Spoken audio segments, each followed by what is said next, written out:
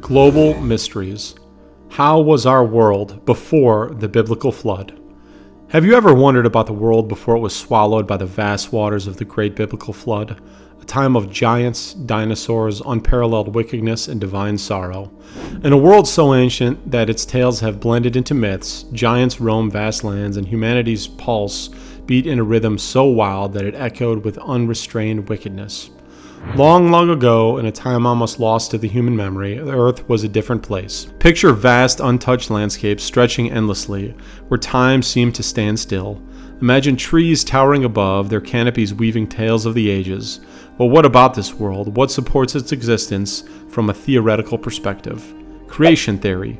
Creation theory, is, in its broadest sense, posits that the universe and all its contents, including Earth and its inhabitants, were created by a divine entity or through divine intervention, namely God.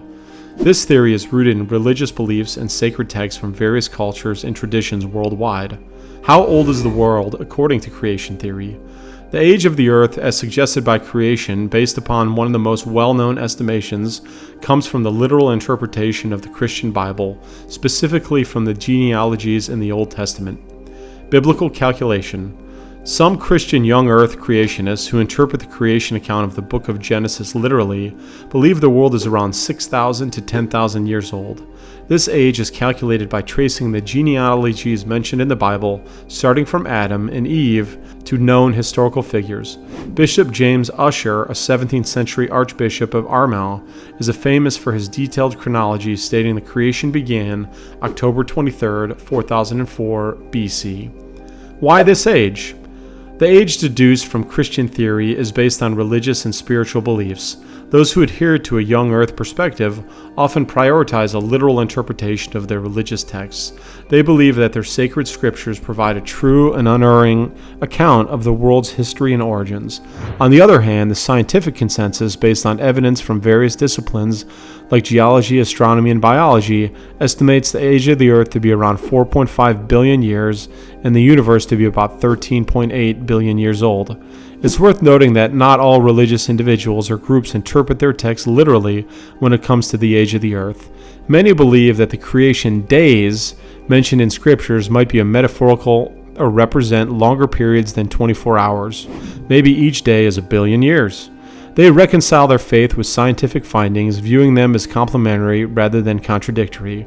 As we delve deep into the scriptures, Genesis 5 unfurls a world rapidly expanding. Humans weren't just living for a mere 70 or 80 years. Oh no, they lived for centuries. Methuselah, 969 years. Adam, 930 years. These weren't just numbers. Imagine the wisdom, the stories, the experiences accumulated in such lifetimes. But in the world of ancient wonders, a shadow was creeping in. Genesis 6:5 paints a haunting image. Every intent of the thoughts of man's heart was only evil continually. It wasn't just an occasional stray from the righteous path, it was a continuous descent into darkness. Now here's where things got even more intriguing. Among these early men and women, there were the Nephilim, giants, if you may, descendants of the sons of God and the daughters of men. Their very existence raises so many questions. Yes, their sheer size and power could dominate any story, but the world's overwhelming wickedness overshadows even them. It became a weight, a burden so heavy that the heart of the Creator, the very being who breathed life into man, was filled with grief. It's gut-wrenching to imagine, isn't it? God, the boundless entity of love and creation, watching his masterpiece, his beloved, turn away from the light. Genesis 6:6 recounts, "And the Lord regretted that he had made man on earth, and it grieved him to his heart." In these ancient tales, though, there's a lesson for us all. The world before the flood serves as a mirror, reflecting our potential both for greatness and for downfall.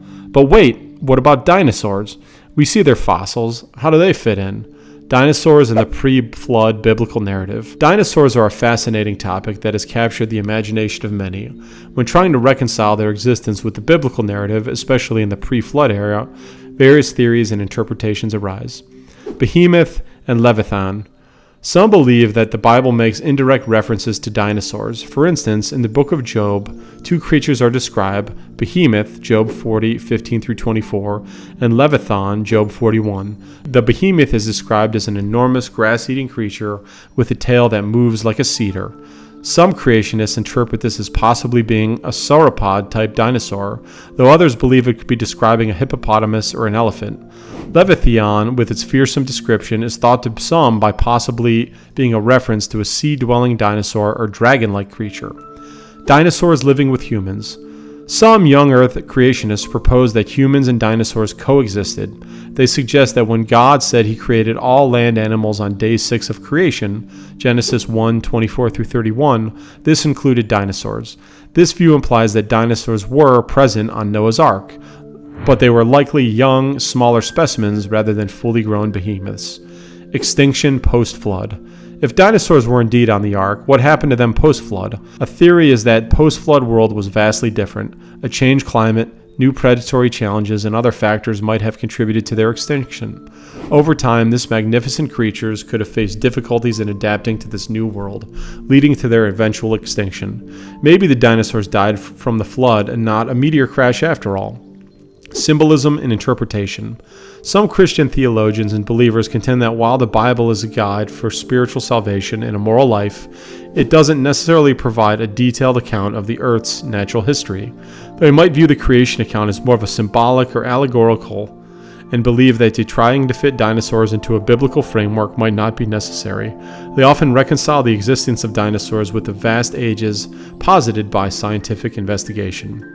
The topic of dinosaurs in the biblical narrative remains a blend of faith, interpretation, and scientific understanding, lending to diverse opinions among believers and scholars. As we drift away from this ancient world, feeling the weight of its stories, let's carry its lessons close to our hearts. Reflect, dear listeners, if you lived in that age, where would you stand?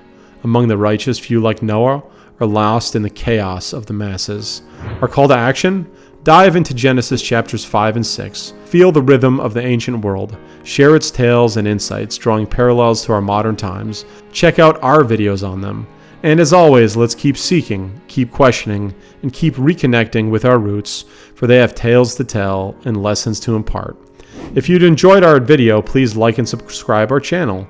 Better yet, comment and let us know what biblical mystery you'd like us to make a video on. Bible Short Stories, signing off.